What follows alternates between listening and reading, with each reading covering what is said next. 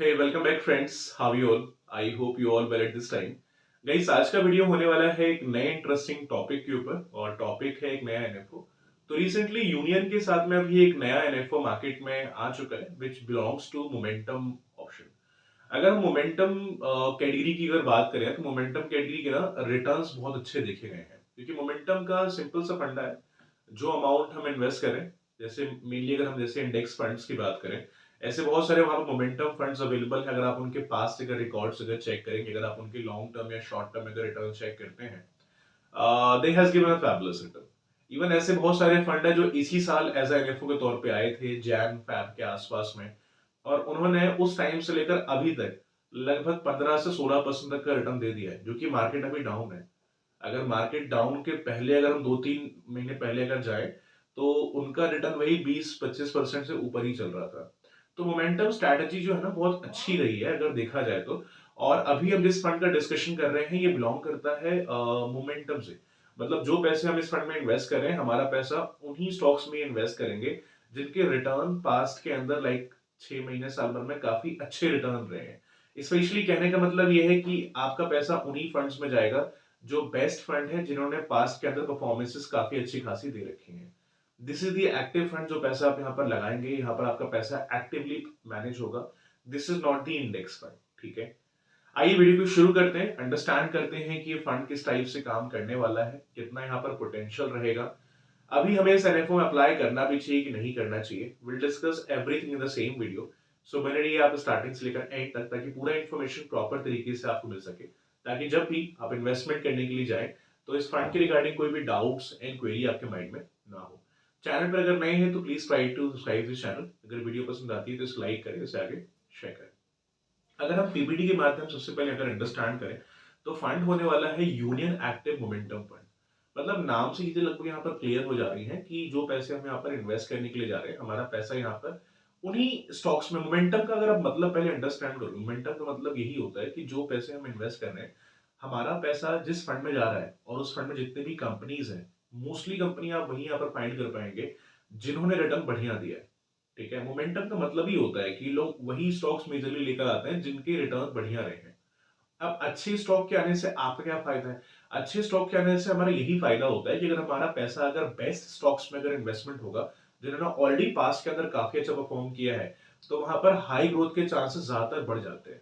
कभी भी अगर आप लोगों में से काफी लोगों ने म्यूचुअल फंड्स में इन्वेस्टमेंट किया होगा, यूलिप किया होगा, या मतलब किसी इंडिविजुअल स्टॉक में पैसा लगाया होगा, तो आप लोगों ने किस बेसिस पे लगाया होगा? एनएफओ को 2 मिनट साइड कर देते हैं, इंडेक्स फंड को हम साइड कर दे रहे हैं फिलहाल के लिए, क्योंकि इंडेक्स में तो हम फिर भी इंडेक्स के रिटर्न चेक कर सकते हैं अगर वो एनएफओ भी आता है तब भी, राइट। बट मेजरली आप लोग क्या देखते हैं? पास्ट के परफॉर्मेंस देखते हैं। अगर मैं किसी भी इंडिविजुअल स्टॉक में पैसा लगा रहा हूँ तो I will see the past performance, कि इसने पास्ट के अंदर क्या ग्रोथ दिया है, कितना पोटेंशियल इसका रहा है ना।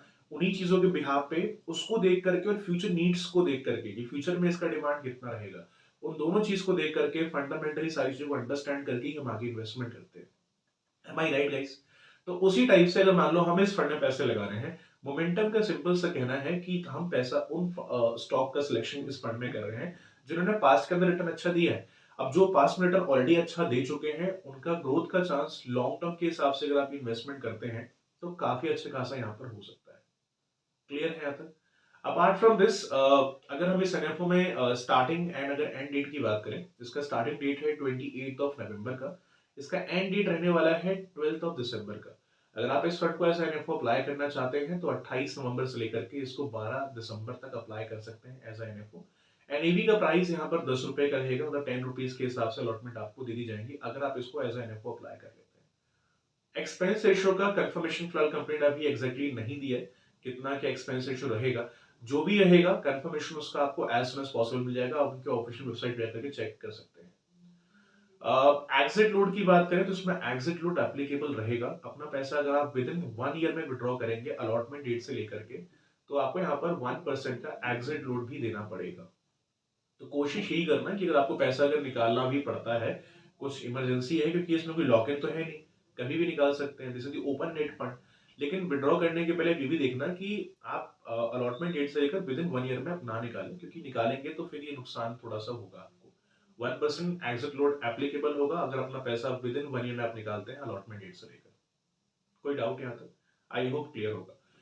इन्वेस्टमेंट अमाउंट की बात करें तो इसमें कम से कम जो इन्वेस्टमेंट रहेगा that is the 500 rupees for SIP। अगर आप एक ऐसे पर्सन है जिसको SIP के फॉर्म में इन्वेस्ट करना है, मंथली मंथली कुछ आता रहे उस टाइप से, तो आप कम से कम 500 रुपए देकर इसको शुरू कर सकते हैं। और एज अ लमसम कुछ अगर इन्वेस्ट करना है तो 1000 रुपए देकर के शुरू कर सकते हैं। अब चॉइस आपकी कितना आपको इन्वेस्ट करना है, जो मिनिमम क्राइटेरिया था मैंने आपको बता दिया। टैक्सेस की अगर हम बात करें, इसमें टैक्सेस एप्लीकेबल रहेंगे।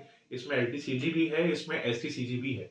अगर आप चाहते हैं आपको प्रॉपर इन्फॉर्मेशन मिले about LTCG and STCG tax, अभी जो नए चेंजेस हुए हैं सरकार की तरफ से, क्या चेंजेस हैं, किस टाइप से हमारे ऊपर इंप्लीमेंट होंगे, अगर आप उसके बारे में इन्फॉर्मेशन लेना चाहते हैं तो उसका मैं लिंक वीडियो के डिस्क्रिप्शन में डाल दूंगा। आप वीडियो को चेकआउट कर सकते हैं। कुछ अगर क्वेश्चन आता है, क्वेश्चन अपना रेज कर सकते हैं। I give the answer as soon as possible. Apart from this, last but not the least, कि इसमें रिस्क कितना रहेगा, तो यहाँ पर रिस्क होने वाला है वेरी हाई। तो before the going for this fund, सबसे पहले आप ये भी अंडरस्टैंड करिए कि जो फंड आप परचेज करने जा रहे हैं, जितना यहाँ पर रिस्क अवेलेबल है उतना आप रिस्क ले सकते हैं कि नहीं। क्योंकि इस फंड में कोई भी अश्योरिटी नहीं है, आपका प्रिंसिपल भी गारंटेड नहीं है, आपका रिटर्न भी गारंटेड नहीं है। Whatever amount you are investing, सारा पैसा मार्केट के हिसाब से ही ग्रो करेगा। इसमें अश्योरिटी 1 रुपए का नहीं है। तो पैसा डालने के पहले आप ये भी इसमें अंडरस्टैंड करना, देखो मार्केट में आदमी क्यों इन्वेस्ट करता है, बिकॉज मार्केट में अच्छे रिटर्न है।